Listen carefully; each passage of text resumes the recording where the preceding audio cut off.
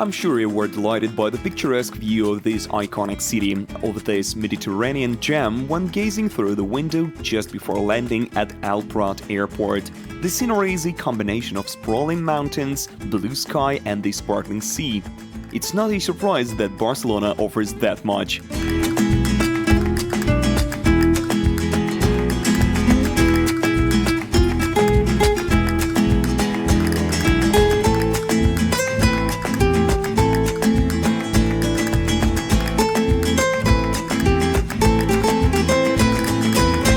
Time ago, during his visit to Barcelona in 1862, well-known Hans Christian Andersen remarked that Barcelona is the Paris of Spain. The city actually is a large cultural center with a remarkable history.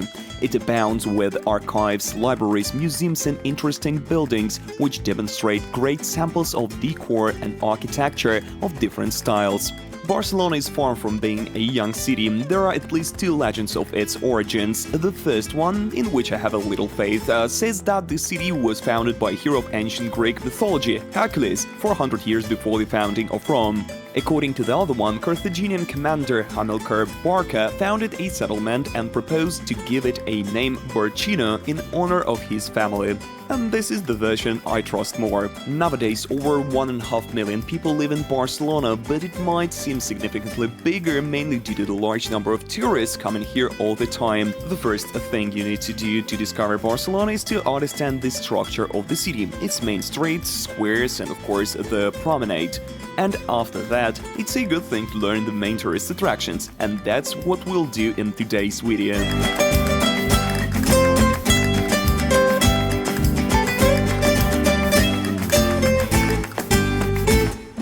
In Barcelona today, and I'm now on the avenue called Diagonal, one of the most recognizable streets in Barcelona. It runs through almost the entire city and starts from the beach. Avinguda Diagonal is one of the most famous streets of Barcelona, stretching for almost 11 kilometers and running through the most important places of the city, which we'll also touch later.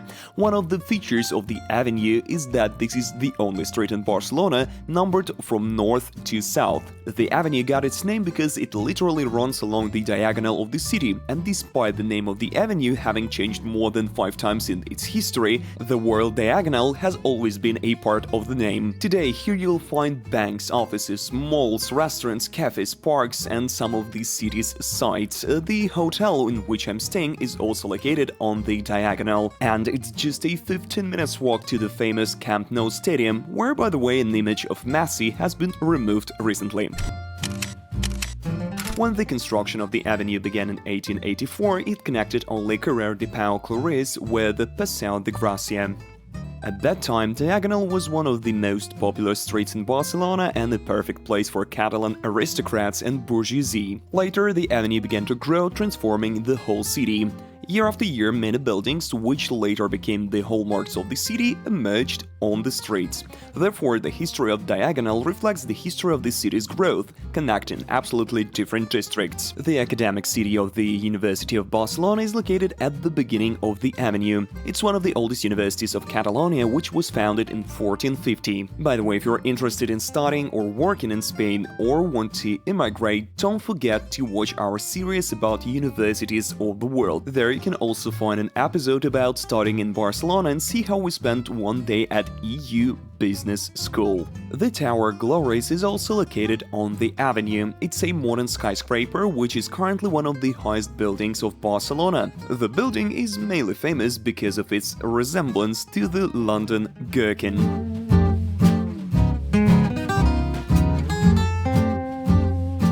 We left our hotel and I want to show you one place. By the way, the location of the hotel is very comfortable in a sense that it's surrounded by lots of sites, and we've been walking for like 20 minutes, and now I want to show you an arena located on Plaza de España. Previously it was an arena for bullfights, but now, as you know, bullfights in Spain are prohibited, so this arena was converted into a mall. And now there is a very cool observation deck on the upper floor, overlooking the entire city. By the way, small spoiler, you can see terraces of different buildings from this observation deck, and there is often something going on. Terraces on roofs is a very popular thing in Spain, especially in Barcelona with swimming pools, barbecue areas, etc. And now we're walking not so long, just 20 minutes, but we've already passed several parks, so there are a lot of cool and stylish public spaces for people here. It's not a commercial of Barcelona. Well, it's kinda is.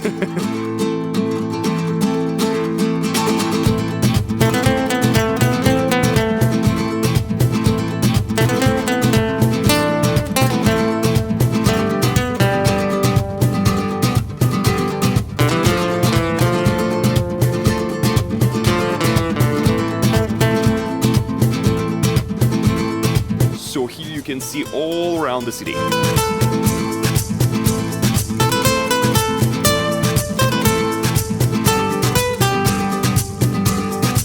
If you want to have a good meal, there are restaurants all around the circle. Any cuisine to your taste, just whatever you want. Yes.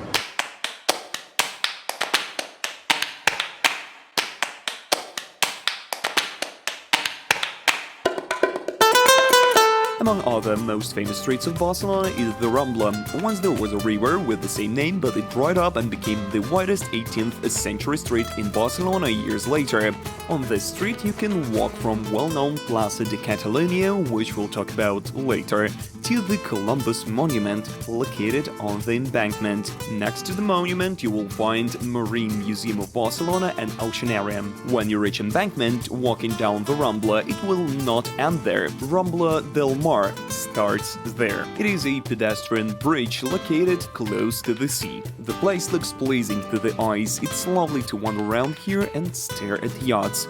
But we should move on. Our next street is Paseo de Gracia, which is considered the most fashionable avenue in Barcelona. It's one of the main and most famous streets of the city, which attracts tourists by the abundance of brand boutiques as well as masterpieces of modern architecture, among which are works of Antoni Gaudi. Besides boutiques, the best hotels are located here, including the Majestic, where, as an example, Dalai Lama once stayed. And if you want to rent a space for a shop here, then keep in mind that the street is ranked third in the country for the cost of housing.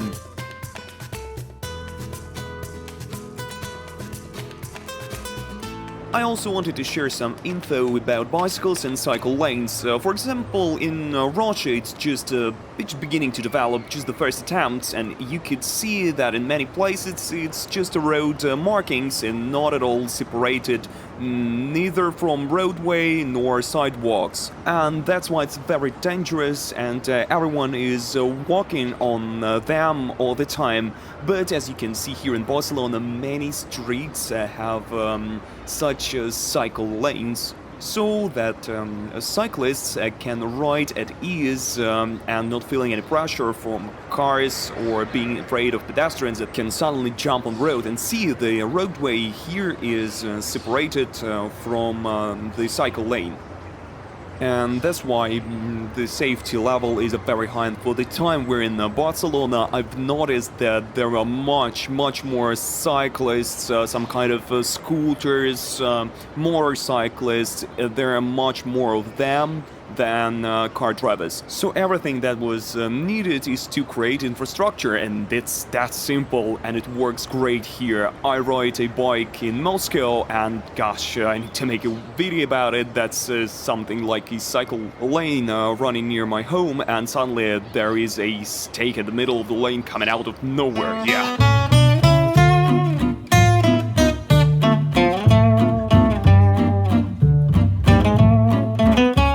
Gran Via, one of the longest streets in Barcelona. Its length slightly exceeds 13 kilometers. It goes through the entire city from southwest to northeast and crosses the Plaza de la Universitat and Plaza de España. The latter is one of the main squares of the capital of Catalonia. It's situated at the foot of Mount Montjuic. It was built for the World's Fair in 1929. The size of the square is 34,000 square meters, which makes it one of the largest squares in the country. The Magic Fountain of Montjuic, also built for the fair and executed in futuristic style, is located here as well.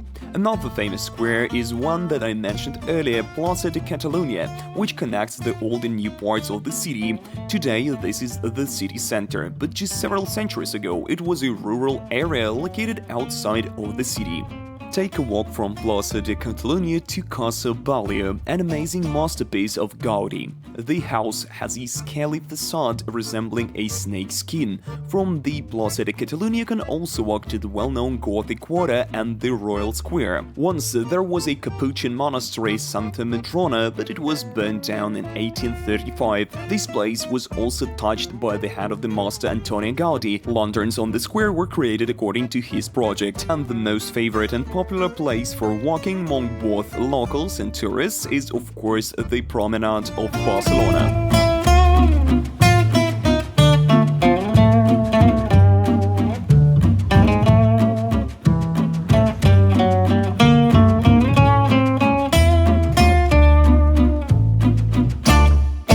By the way, an interesting thing, some time ago, probably several decades ago, I won't tell the exact number, there was no beach here. All these beaches are made by people. I mean, there were some, but not even close to all this. And when it was decided to help the Olympics, the decision was taken to turn Barcelona into a touristic place, where it'd be great to come, it'd be great to spend some time. Well, they succeeded. By the way, people here train everywhere. People do boxing, Thai boxing here. Here you got CrossFit, exercise machines, and horizontal bars are everywhere. And a lot of sporty people, a lot of people running. And it's worth noting that the temperature is 28 degrees now, and still people are running. Someone is riding a bike, people are riding subboards on the sea. Yachts and sailboards are everywhere. You'll be surprised, but the embankment did not exist 30 years ago. It's relatively new since its construction was timed to the opening of the 1992 Olympic Games, so we can say that this was a milestone event for the history of the city. Barcelona transformed very quickly. During this short period of time, a lot of houses, hotels were built, and the subway was adapted for people with disabilities. I'm often asked, what does a typical Barcelona entrance looks like? Well guys, it's always something like this, and if you were curious about it, it's nothing special. There is nothing in common with our grand and big metro stations decorated like with statues, nothing at all. It's like a basic version of it. Another thing you often ask me, flooding my direct web messages, is what does a subway map of Barcelona looks like? It's pretty much like this. So the metro station network is developed very well, considering the fact that the city is big.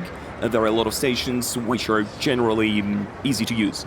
But the most careful consideration was given to the construction of the promenade. Now it's even hard to believe that there used to be warehouses, poor neighborhoods and gypsy settlements. Speaking of warehouses, the main port warehouse for storing cargo, which arrives to the city by sea, was Palau de Mar, which began to operate in 1890. The building was restored and modified for the Olympic Games. Today, it houses the Museum of the History of Catalonia, the Center of Contemporary History, and the Catalan Department of Social Welfare, as well as various offices, restaurants, and cafes.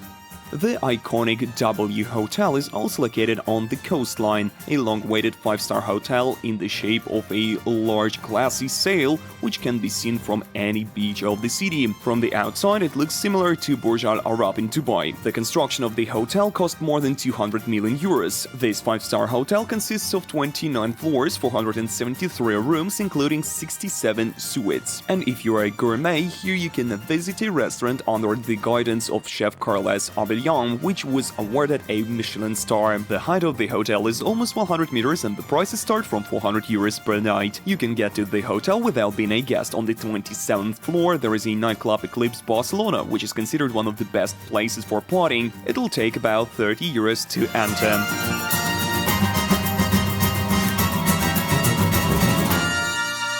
I do my own business.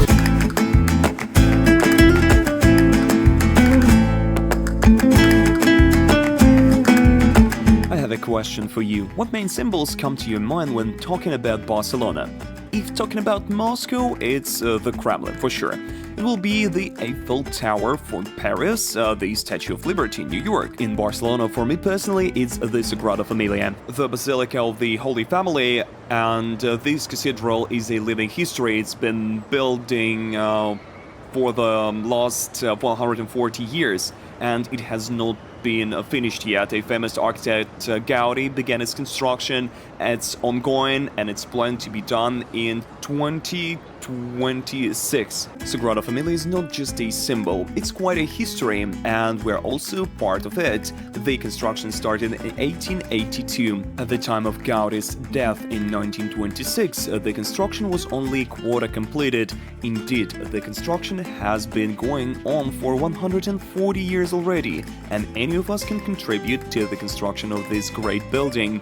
Every year, 3 million of visitors help the project to be completed, whose cost is estimated at $25 million per year. According to the project, Sagrada Familia will have 18 towers, with each one of them having a special meaning. 12 of them will represent apostles, 4 evangelists, 1 the Virgin Mary, and the last one, Jesus. In a chapel dedicated to the Virgin Mary, Gaudi himself is buried. By the moment the construction is finished, the height of the tallest tower will have reached 170 meters. And it's not a coincidence, the height of Montjuic, a local mountain, is several meters higher, and Gaudi believed that nothing man-made should be higher than God's creation. Speaking of Montjuic, it's also one of the most favorite places among tourists. This is Mount Montjuic. I think Montjuic is known to many of you. According to some sources, it's Montjuic is translated as Mount of the Jews or the Jewish Mountain. As you know, Spain was closely connected with Jews in the past. There are some other versions of origin of the name, but I tend to believe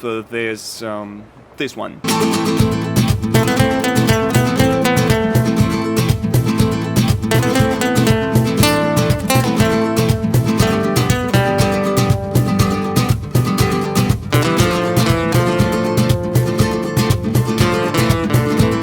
Played a strategic role in the history of Barcelona in the past because of its advantageous position. In 1640, a fortress was erected on the top of the mountain, which was used to repel attacks both from land and sea. In the 20th century, Montjuic was transformed into a public park, one of the biggest not only in Spain but also in Europe.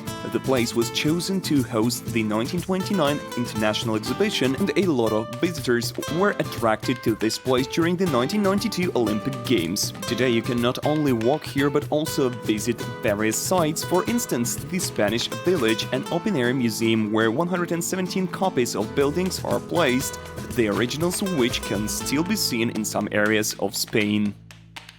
If you need to buy some stuff at a good price, then you've got these guys. They sell hats, selfie sticks, all the necessary stuff. This is the National Art Museum of Catalonia, but we're not going to go inside because, well, you see this bunch of people standing in line. An exposition of one of the most famous Spanish artists is organized here, where several thousands of his works are presented.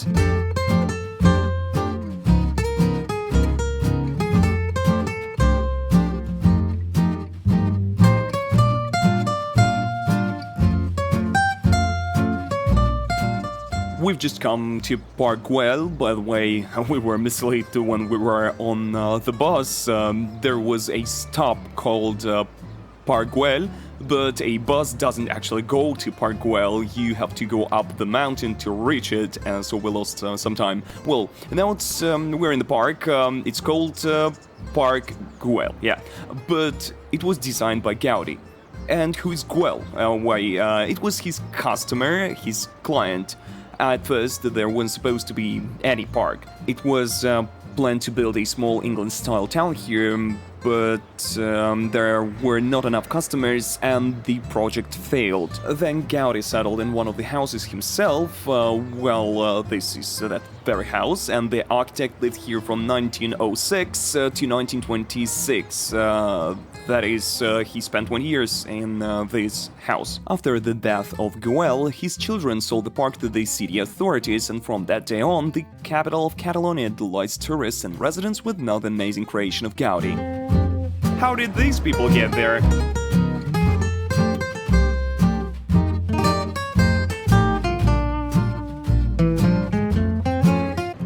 When Gaudi decided to build Sagrada Familia, he was immediately told that he would not be able to complete the construction during his lifetime. He replied then, My client is not in a hurry. And he was implying God.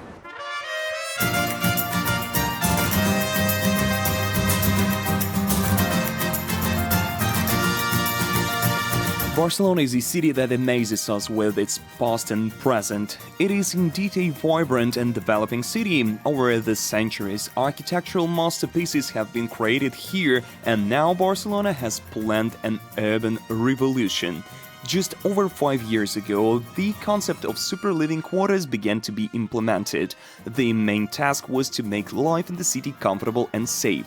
The developers pay increased attention to ecology, popularization of bicycles, reducing greenhouse gas emissions, and noise reduction. Inside such super quarters, traffic and parking will be kept to a minimum. Therefore, pedestrians will have more space for walking. The main goal is to increase the quality of life and the level of comfort of residents.